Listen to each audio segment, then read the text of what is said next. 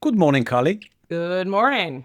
You mentioned during our intro chat that adaptive sports are often built off the grid with no roadmaps, just people committed to showing up and building access where there was none. So that's really stayed with me.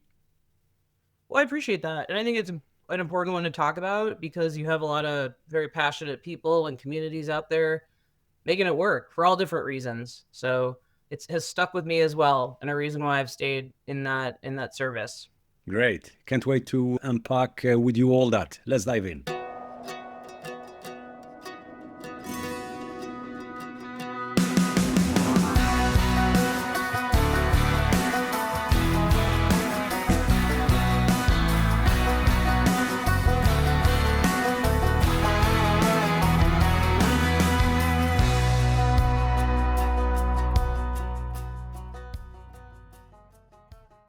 The following is a conversation with Carlee Wolfe, a leader in adaptive sports coaching and purpose driven performance. This is Pre-Zero Sports Talk podcast, and I'm your host, Sid Bensalah. Today, we explore the intersection of sports, leadership, and access, and covering real stories and insights that matters.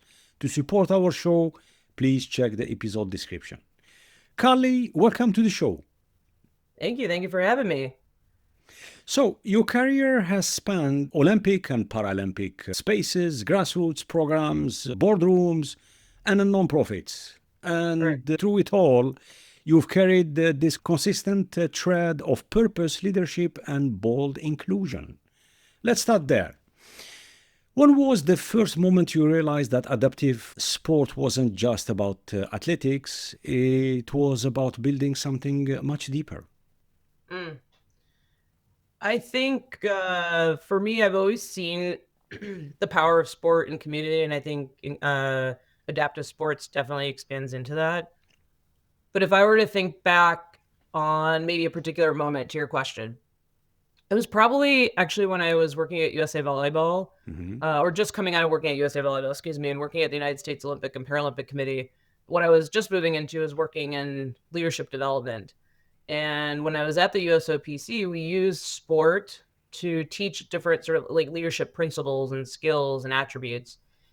And oftentimes what we try to pick were sports that were less known to others, right? Because if you're wanting to teach leadership skills or something new, it helps to have an even playing field. In other words, if I brought you to a program and I said, we're going to play basketball, learn about leadership, but you're a great basketball player, you're probably more interested in playing basketball and getting into the game versus, hey, what's sort of like the real root of what I'm taking out. And so I share this because we use a lot of adaptive sports, things like goalball, which is for visually impaired athletes, things like sitting volleyball, which is where I got some introduction to it. But let me go back to goalball for a moment, which is I encourage people to check the sport out. We would use goalball to teach listening skills because if you can't see, how do you rely on your other senses? And in that, we would see these like profound moments of people connecting not just with the sport, but with one another in different ways. Right. In that case, it was about our senses, but I think it was also about that shared experience, doing something new, struggling to learn, to fall, literally falling on the court and Right. having those laughs together. And so that's the stuff. That's when I knew it wasn't just about like performance or elite athleteism. It's really about that sense of community, like impact on people's lives, Yeah. health, all of the above. So I'd say like that to me, while I've had like smaller moments probably throughout my life, I really just when you asked that, that's like immediately where I went and what connected with me. Yeah.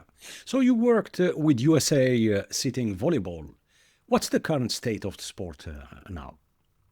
Yeah, I do. So I worked with USA Sitting Volleyball early in my career in when I was doing coaching education, but now I work with them in their pipeline program. So Hmm. help support athletes who maybe have never been exposed to the sport, had some exposure to the sport, but they have athletic potential to be able to train in the pipeline program and maybe have hopes one day of making the national team.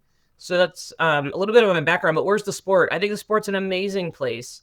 I think, in particular, on the women's side, right, just across the board, you're seeing women's sports on the rise, which is incredible, especially in the United States. A lot of investments going in.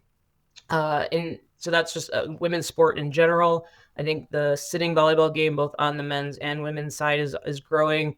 The pipeline opportunities for athletes coming in has only grown in the years that I've been in there, and really, really expanded in the past couple. You're seeing some great young talent coming in. Paris Olympics, you just saw the women return for gold. Hmm. We Yeah. have LA Paralympics coming up here in the United States. A great opportunity for both teams to participate and have and show for country pride, but really I think be able to show kind of their next chapter of performance. The last thing I'll share is I think Paralympics is in a growing space. Paris Games did a phenomenal job as a host city, being able to integrate both Olympics, Paralympics, and showing the power of sport, community, and really elite performance. And so I think that propelled the sport forward, including things like additional broadcasting rights, where Yeah. people can have access to the sport like they never had before. So I think it's in a great spot. We certainly still have room to grow. And I think it's important conversations like this to continue to provide exposure, get people excited, involved, and there's just so many ways to do that. So it starts from the bottom up, and Absolutely. including our fans. Absolutely. Absolutely. Well said, Carlee. What does talent identification and development look like in adaptive programs? In some ways, it's not a whole, depending on the sport. In some ways, it's not a whole lot different from a non-adaptive sports program. But if I just talked a little bit more specifically, well, I guess maybe two angles. So one is I do some community work here in Baltimore, Maryland. I work with an organization called Kennedy Krieger Institute, and they do adaptive sports programs. They range everything from athletics to sledge hockey to pickleball to basketball, right? Name the sport, they have an adaptive version of it. And then the other exposure I have is through USA Volleyball. So I'll kind of give you two answers to that. Hmm. One is you have from the grassroots level, for example, like a Kennedy Krieger who is working with athletes from the start, right? Maybe they're 5, 6, 7, 8 years old. They're just getting exposed to sports for health, for connection, for friendship, all of these things that we all go enjoy sport for. In those programs, they might start to identify or see some athletes who are excelling. And I think that's when you start to get them exposed to, whether it's continue through a program like Kennedy Krieger Institute or beyond that, which is to get them exposure to competition nationally, internationally, where they can compete. So I think it starts there. But what I love about a lot of the times these more community adaptive sports programs is the exposure to so many sports, right? You're not hyper specializing like you might see in, let's just use, for example, like basketball. Somebody could specialize as early as 10 years old. Like that's the only sport they're doing. But in the adaptive world, I think, if they're especially getting involved in community, it stays quite diverse for a while. So that's one pipeline area and where people can get involved. If I were to talk then, explain that from the USA Volleyball side, one, like there is the community aspect, right? You have people who run programs and can identify talent. I think it's also the USA Volleyball program, the staff, volunteers, people passionate about the sport who are involved in programs around the country, who see athletes coming in for recreation, for maybe they're making, pivot in life and kind of researching for their purpose, whether that's Kennedy Krieger Institute, it's in sport or community. And having those, again, volunteers, people out in the communities, people involved with USA Volleyball, identifying and seeing this talent. I think people also hear about it, right? They float into their own communities and connections. We have a lot of athletes, especially on the men's volleyball side, who have been exposed to other adaptive sports, things like bobsled. I'll just give that as an example. Yeah. Who maybe they're a winter sport athlete and then they come over to the summer sport. So those are a few examples. And so really the pipeline's quite diverse. And I think, that's one of the areas that is continuing to grow is this more, we'll call it like elite pipeline, where you do have athletes who are already playing the sport who are now kind of moving into that next step. Whereas maybe 15 years ago, we were probably taking a lot more athletes from, hey, like you look like you could be athletic, or maybe you're at your brother's, soccer game. How would you like to get involved? We'll teach you the sport of volleyball. So it's definitely changed over the years, but it's been fun, and it's only growing. Yeah, So if fantastic. anyone knows anyone out there, sees a great volleyball athlete, or has anyone in conversation, I'd encourage them to reach out. Yeah, yeah, great. You said that the community programs are quite good and listening to you, it sounds like you guys, you've done a huge progress. Do you see any hidden challenges or barriers athletes face even after they make the team? Yeah, I think, athletes face all kinds of challenges at every stage of their athletic journey, as one does in life, right? There are those things that get thrown at us that are the unexpected, right? Health Mm, challenges, family emergencies, all that sort of good stuff. We'll call it life, that happens and challenges us in that. I think, depending on the athlete and also their journey in, I'll just call kind of their physical journey, right? Some athletes come to us from injuries, as an example, and in the journey of recovery, sometimes you're really kind of figuring it out. Maybe you had your leg amputated, 6 months, a year prior, and you're just still figuring it out. What does it mean to mm, reorient myself in the world in a different way? Sometimes that comes with additional surgeries, additional medical needs. That's an avenue in which can come up from something that athletes are working through. I think training in a more elite gym can be an adapt or a place to kind of learn, which is the expectations are higher, the commitments to the programs are higher, where once were maybe from a recreational standpoint there to just connect and make friends. At the elite level, you're there to compete and to be the best that you can, and that is obviously what is a driver. Also, sometimes that's what's tough, right? You're not there in the same friendly, connected environment. So yeah. those are a couple of aspects, everything from like the personal like life journey to the adaptation to the sport, then that includes like yourself and the people around you. But I think those are all uh, things that come up and show up in individual ways that can get there. I think another very real thing, and I know that we're going to talk about this sort of like barriers to access to the sport in general, is also just like funding, right? You're Oftentimes, right. especially Yeah. at these elite levels, these athletes, it's a huge commitment, and they still need to carry full-time jobs or full-time students or full-time life, fill in the blank, mothers, fathers, and that's a balance in trying to figure it out and get what you need. So I think that's another very real thing in the sport. And that also starts from the beginning, right? Community programs being able to get funding to support programs for people to be able to get Mm, access and play. So yeah, indeed. funding and support is definitely one of them. Yeah, yeah. I'm very familiar with the concept of coaching the whole person as a former Olympic coach. What does holistic coaching look like in adaptive sports space? I think holistic coaching in adaptive sports is very much like holistic coaching, broadly speaking. I think, what are the goals the team's trying to achieve? Where does that individual athlete play a role in that team's outcomes? What is that individual's journey that they're on and the goals that they're having? And how do they get there? What are the challenges they're going to face? What are the key attributes and leadership skills that are important? Things like having empathy, being able to actually set goals and work against those goals, teamwork. And teamwork, I say very broadly, but at things like, how do I have a difficult conversation so that it's effective? How do I raise concerns and communicate key things that I need? So I think the holistic person, by the way, is a huge aspect for success, right? We have we'll call it like on the court game, the majority of what everybody sees in action, and obviously is the execution of the sport, but so is mind, your body, like the shape of your body, how you're thinking about recovery, how Hmm. you're training outside of the gym, right? The best way that you can sort of prepare your body.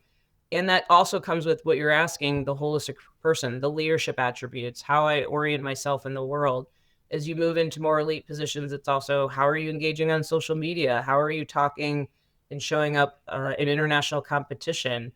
How are you when you're traveling, actually connecting with other cultures and having meaningful experiences? So these are all the things that are a part of the journey. And by the way, what I think is so special about anyone committing to an elite sport, because you have these different unique skills and experiences and worldly connections that play into the sport that are like no other. I think there's Yeah. also an aspect of, in our case, it's about representing the United States of America, and what does that mean in international competition, and who you want to be as a person? Like, how are you showing up and demonstrating sports personship as an example?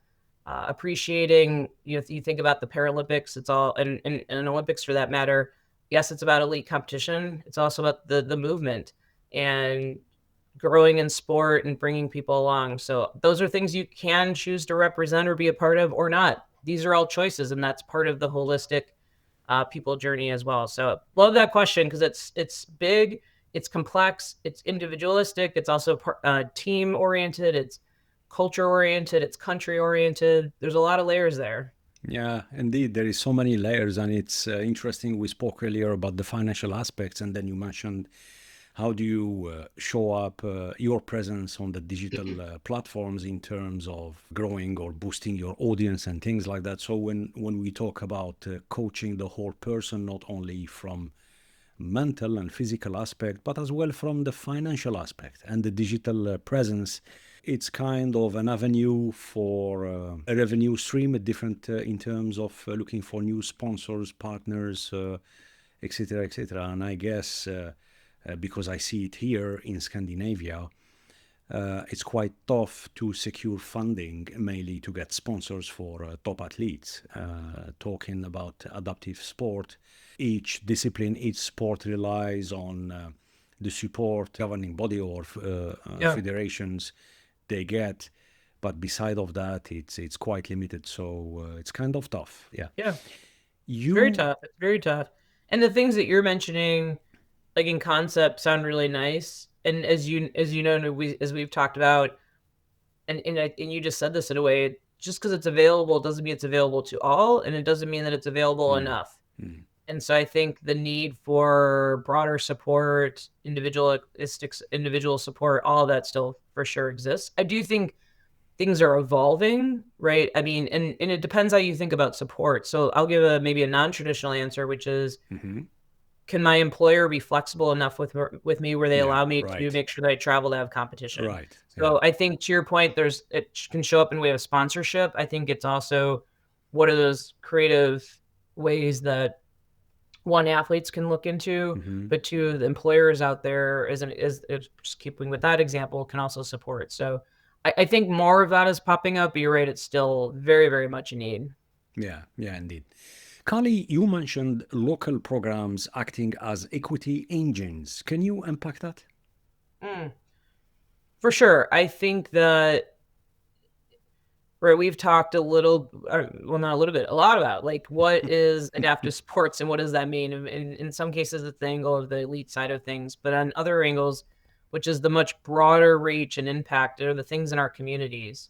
And today, if you think about what's in your backyard, a playground, a sports arena, a program that's offered to the public, if you just take inventory and look at it and say, who are these programs serving and who are they for? I would venture to guess the majority of them are able-bodied folks. And in some cases, perhaps, right, you can be an adaptive sport athlete and make it into an able-bodied program, but to have that overtism of inclusion or to the equity of like, hey, it's here, and by the way, it could be included with everything else, I think we still have a lot of room to grow. So I think it's everything from programs to accessibility within different spaces. I live in an area of the city where we happen to have one playground that has some accessibility options to it. And I wonder, like, well, what about the others? And things like that are so simple, right? It's just about like making like as simple as like a wider space or like the ground that the playground is built on. We're picking on playgrounds, but I think it extends to many, many things. So I think that in communities and anyone that serves in a community, we all live in communities. I think these are the voices that we can bring to the table to say, it's just about small things to raise the equity bar where everybody can have accessibility and be able to play, participate, grow, have fun is widely important. So that's what when I talk about, maybe engine for equity, when we think about adaptive sports, there's just so many ways to make it equitable. It's about getting it in the conversation and pursue as a as a human and as a community. Mhm. And throughout your work, do you raise issues? Do you talk with the decision makers within the local governments in charge of infrastructure, in charge of urbanization, to make sure that mobility, access, simple stuff like, for example, bathrooms for adaptive sport and general public as well? For me, well, first of all, I think there's a lot of different ways people can get involved in, as we've talked about, their community, right? It could be, you're asking me for about what's the voice. I think you also mentioned employer. I think those are two easy ways people can get involved. For me, how that has translated, certainly at work. I work at Hyatt Hotels, and one of the conversations that we're having or try and continue to have is, how do you make hotels more accessible? Where do you have options for that? I mentioned my work with Kennedy Krieger Institute. Hmm. I'm in a community talking about the programs that they have, trying to get other employers, by that I mean through my friends, involved in how they can support, both in whether it be financial support, programmatic support, volunteer support. Those are all ways. I think you and I are right now an example of having conversation, right? We're bringing to bear some opportunities. Now other people can engage. I think that's a conversation point. And also for me, I'm involved in the community. I work in Baltimore in our workforce development board. I just started, so we haven't gotten here yet.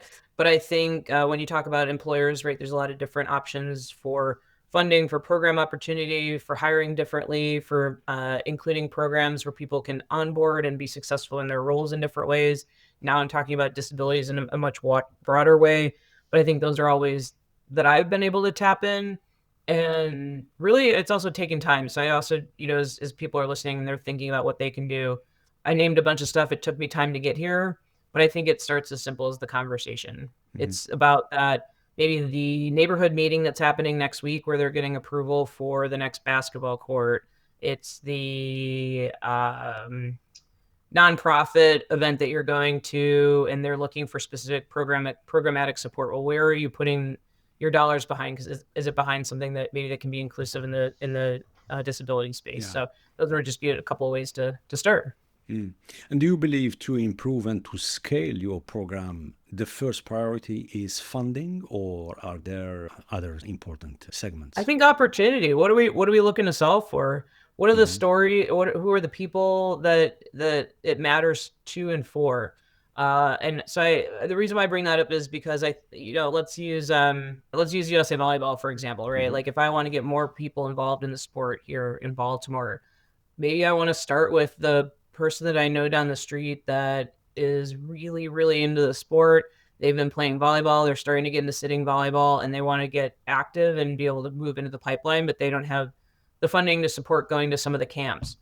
Well, maybe I start with my neighborhood. Hey, how have we thought about supporting the person that we know down the road to get them going? I mentioned this because people can connect. They can connect to the story, to the purpose. They can see themselves a part of the journey and the support.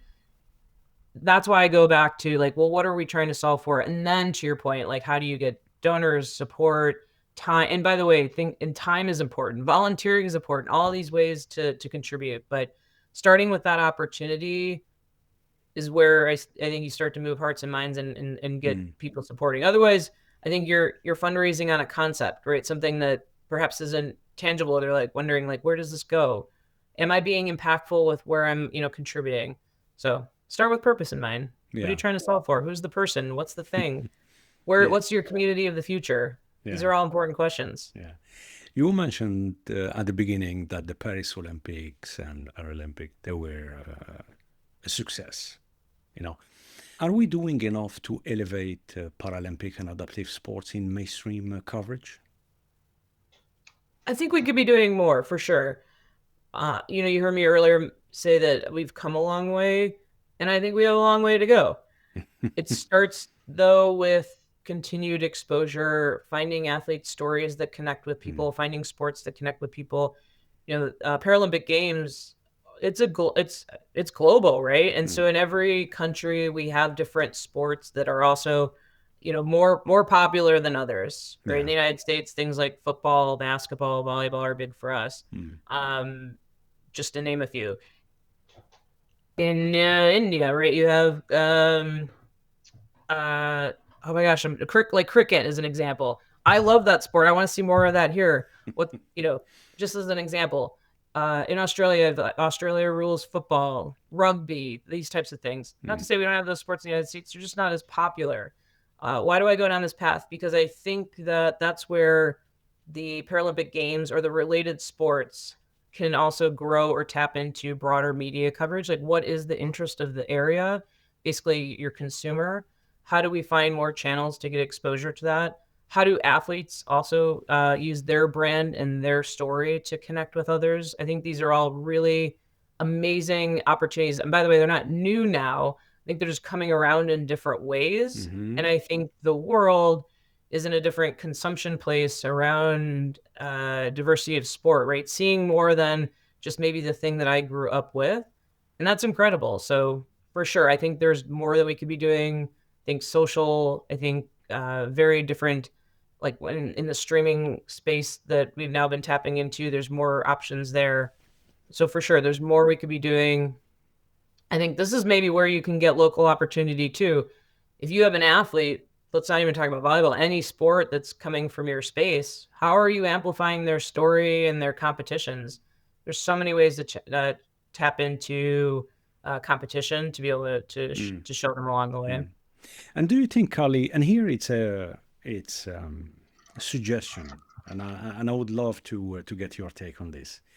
Imagine the IOC, the Olympic International Committee, will switch the Paralympic Games start before the winter or summer. They start before. Do you think that will boost or will elevate the coverage more? The reason I'm telling you this, it's a question I keep asking everyone, all my colleagues, folks, everyone, because we are all hooked.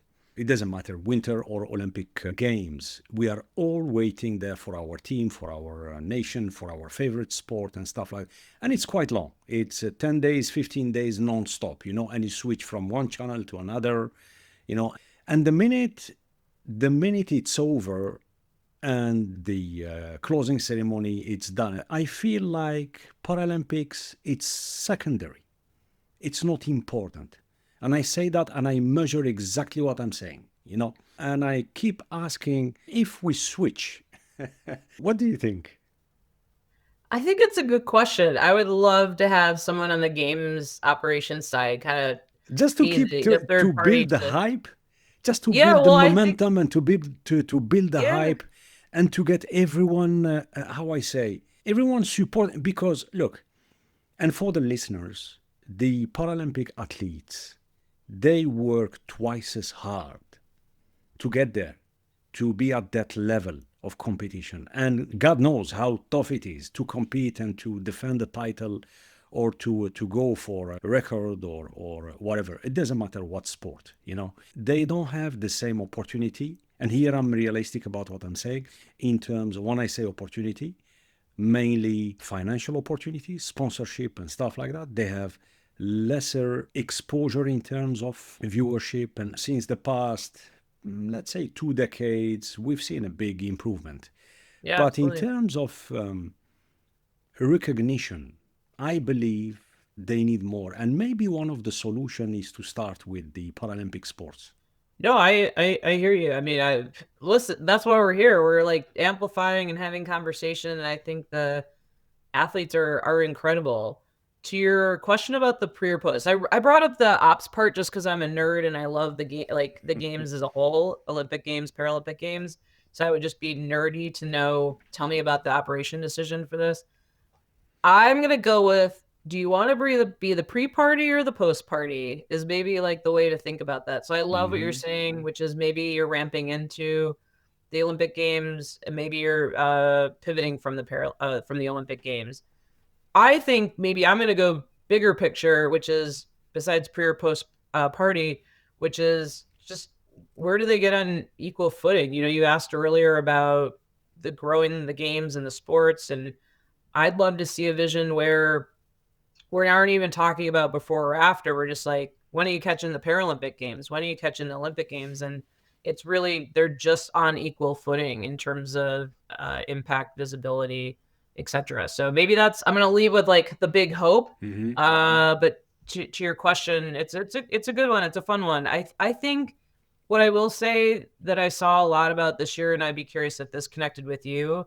You had there was kind of campaigning around like Paralympic athletes being like, "We got this now, Paris, we're taking over." So I kind of like the takeover feel too. Like, Yeah. all right, you've had your time, we're in now. But underneath that all, I do want to share what is so incredible about the broad Olympic Paralympic movement is the purpose of what we are there for, which is elite competition, connecting around the world. And so even in that nod of we got it now, right? It's about camaraderie, right? It's about athletes coming to the most high level of their sport and competing for something that they've been in many cases working their entire lives for. So I just hope one day it continues to grow and they have as much visibility and impact as the other. Yeah. Paris last summer, they really pushed the bar. And I'm really looking I forward loved for it. LA 2028. Yes. Yes. Yeah, Yes. yeah, yeah. I'm It's, with you. it's gonna be hot for sure. It'll be warm, It's but gonna be warm, yeah. Yeah, LA's got some beaches. It is the summer games after all. it is. It But is. they're gonna. I mean, speak of a party, they'll put out a party. That's for Ah, sure. they will, for sure. Yeah. Carlee, you worked in spaces where the infrastructure didn't exist. What did you learn? Hmm. I think where infrastructure doesn't exist, it can feel overwhelming. So I think it just goes back to what's your first step, your second step, your third step. Who are the good people you can bring around with you that can help you take that third, fourth, fifth, sixth step? The other people that can join, that can take the seventh, eighth, ninth, 10th step. So it comes down to one step at a time. But I'm also going to go back to it also starts with like, what are you there for? What are you building infrastructure around? And I'll give an example where we've been having a lot of conversations about back to sitting volleyball, how to continue to grow the game and have more consistent elite training opportunities, which could come down to a regional model. Maybe it's tapping into different aspects of programs that are around the country, right? Still yet to be seen. And so while that's not totally without infrastructure, you are starting from okay, we have a need. We want to continue to have athletes in the gym who can train and raise the bar, right? So we have a vision for that. And then what's step one? Well, where can we find a space? Step two, who can help coach? Step three, how do we set it up? How do we get people there? This is where you begin. And I firmly believe it comes with passionate people. I think, you and I are talking about adaptive sports and community. All of these things have huge purpose that people can really connect with. And so I love that. So anything you asked about infrastructure, well, what about like infrastructure gets built with the heart that Yeah. fuels it. And so that all has to do with the people and the mission that you're on. Yeah. Yeah. Correct. Correct. What's one organization or program that's getting it right when it comes to inclusion? Yeah, I think, well, one you've heard me mention, Kennedy Krieger Institute. I think they're getting it right. I'll bring in a new one, which is an organization called Move United, located in the United States. They're in the game. We also talked about equity earlier. They're trying to really ensure that every community in the United States has access to some sort of a physical fitness accessibility. So that could be a program, that could be a space, and they're out there doing it every single day. So I think that's an organization that is trying to make moves in that space, and it's really really cool. And by the way, if people are sitting in communities and thinking about what they can do, check out Move United, because I think the model that they're running on is really incredible and impactful for that matter. Great. Great. What's your vision for this movement in the next 5 or 10 years? Ooh, I think we've touched on a few of these. Good. I think, though, but I'm going to highlight them. I think growth of adaptive sports and accessibility in sport programming in communities, growth of that. And it's not even just targeted to only folks that require adaptive sports, but I would love to, back to where we started. Mm-hmm. I would love to see goalball in the YMCA public opportunity in Baltimore, Maryland, and I'd love to see all kinds of people participating because it's just a fun sport. It allows someone who has visual impairment to participate, Mm-hmm. but it can be, you and I can go. We can also engage. So one, I'd love to see that. Two, I'd love to see, maybe we'll go back to Move United's mission, and I'm going to extend beyond their mission in the United States, but around the world, that we have increased accessibility in spaces and places where people can go participate. And then I think the other thing you and I have been talking about is the Paralympic Games and adaptive sports movement, that elite sports continues to grow. Athletes have additional sponsorships and monetary support in their pursuit of their dreams. And that they're both the big party, right? We're on the even playing field. Maybe that's our 10-year goal in your Mm-hmm. question, Yeah. but I'd love to just continue to see those growth opportunities. Yeah. And all of that fueled with, right, we're in the United States, we're big brand people. So maybe I'm going to start to see more T-shirts and brands that are fueled through our merch, fueled by our adaptive sports athletes. Yeah. So more merch, better it is. I say that with a smile. Yes. Yeah. But hopefully the point is heard that it's really about like our community's accessibility, Absolutely. health, right, building friendships, having lasting memories, living longer lives. Like these are the things that ultimately we're talking about. This whole conversation is really about that. When it comes to, we touched on that earlier. When it comes to policymakers, could be federation or could be the National Olympic Committee in the US or anywhere else. What's one policy, Carlee, you would like to see or investment that could move the needle? It's a very good question. Because you know the challenges, you are there with athletes, you know what they're dealing with on a daily basis, not only infrastructure. Yeah. I'm gonna go with, there's a quote out there which is with what you expect is what you should inspect. Mm-hmm. And so perhaps not a specific policy, but when you think about the disbursement of funds, allocation of types of programming, I'd love to see that there's more inspection. In other words, like data or quotas, things of that nature that have to do with the inclusion of adaptability, inclusion of disabilities, to continue to push that conversation forward. I think it's hard to, in big policy, sort of put down one thing that works for all. But I think if we're inspecting what we expect, which is more accessibility and inclusion, we should have policies that support that, bringing that to life. Because I think that's the way that we support growth and development. Mm-hmm.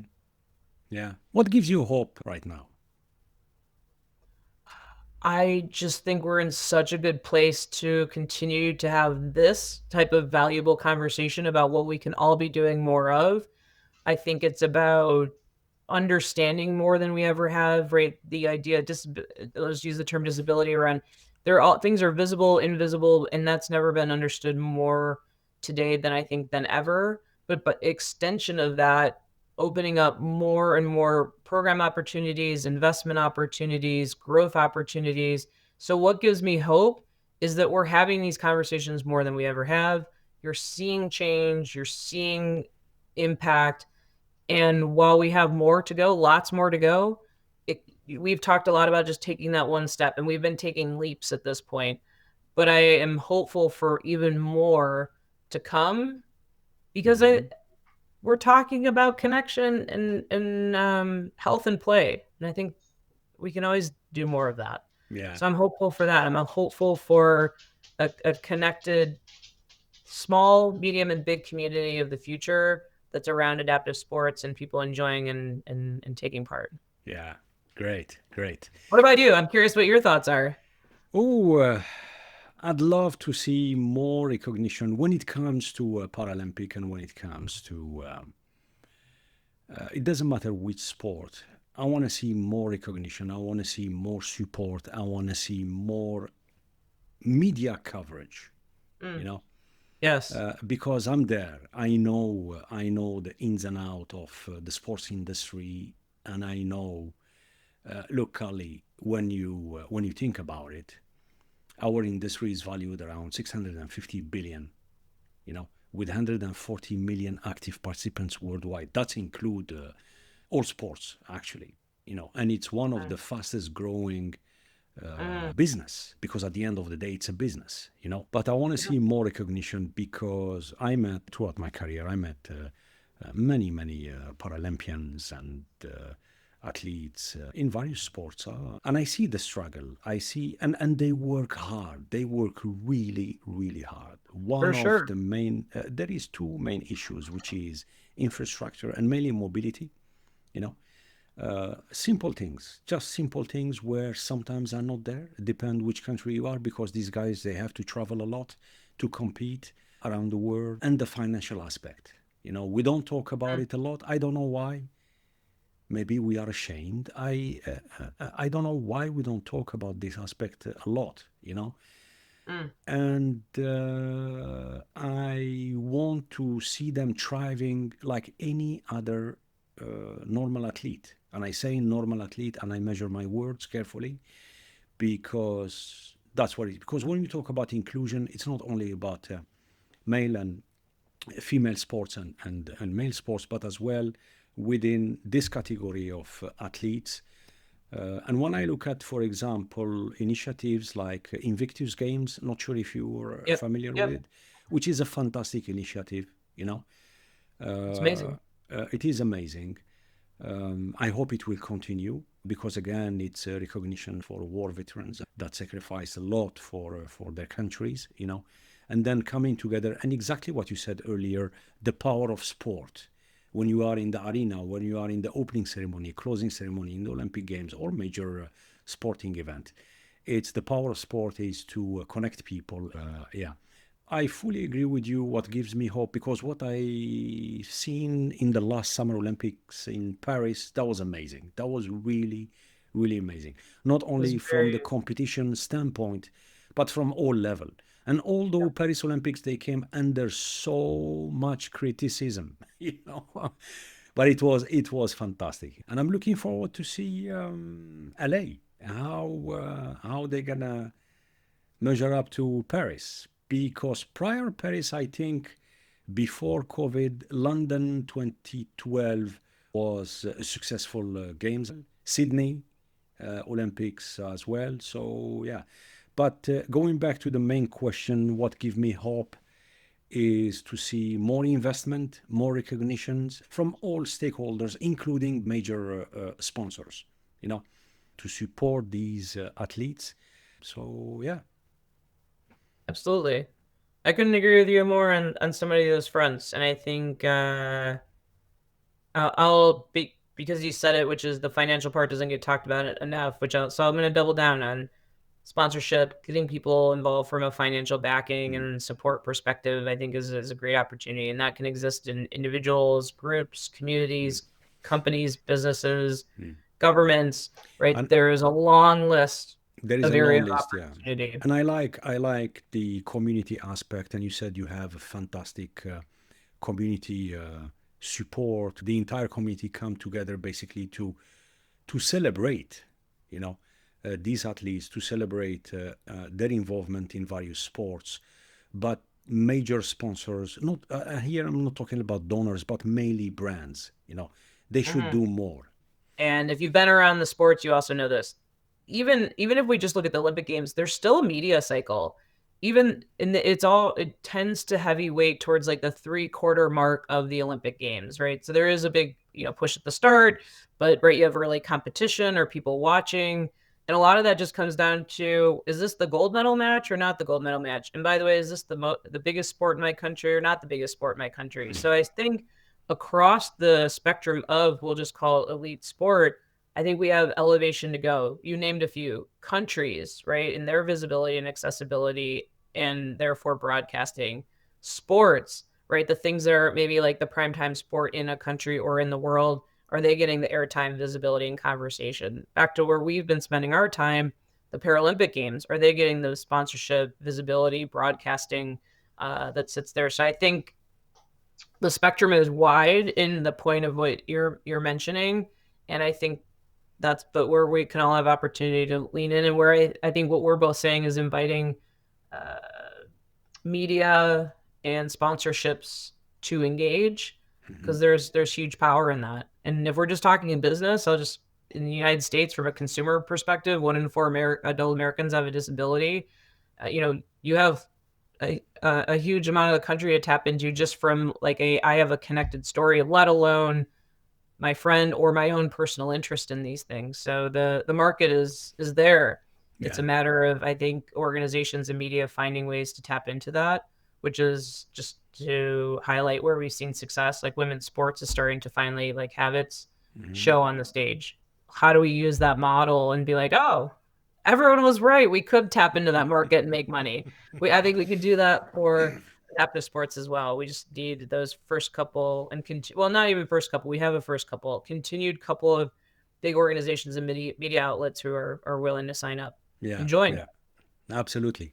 You're listening to the Pre-Zero Sports Talk. For more conversations on sports leadership, faith, performance, and innovation from Sweden to the world, visit prezerosportstalk.com. Now it's time for our lightning round. Ready for speedy Q&A? Let's go. What's a lesson you've learned from sport that applied to life? Take the big first step. There's a lot of things we do in life that is scary. We don't know how to do, but we'll get the metaphorical gym. Just begin. There's a lot of really positive that yields from a yes. A piece of advice you wish you'd received earlier in your career?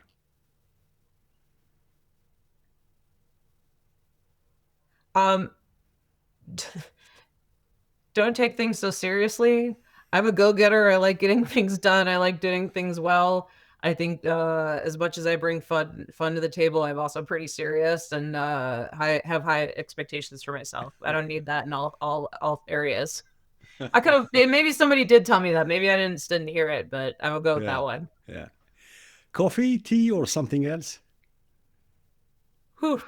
Dessert coffee. I'm not an everyday coffee drinker, but if I'm traveling or want something special, that's what I'll get. Are you a morning person or a night owl? Evening owl, night owl. Night owl, yeah. If you could have a dinner with a historical figure, who would it be and why? This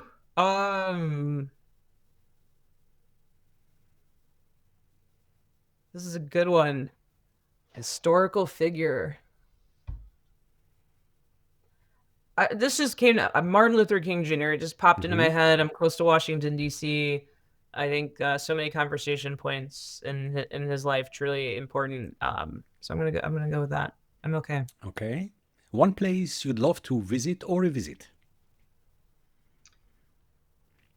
Ooh.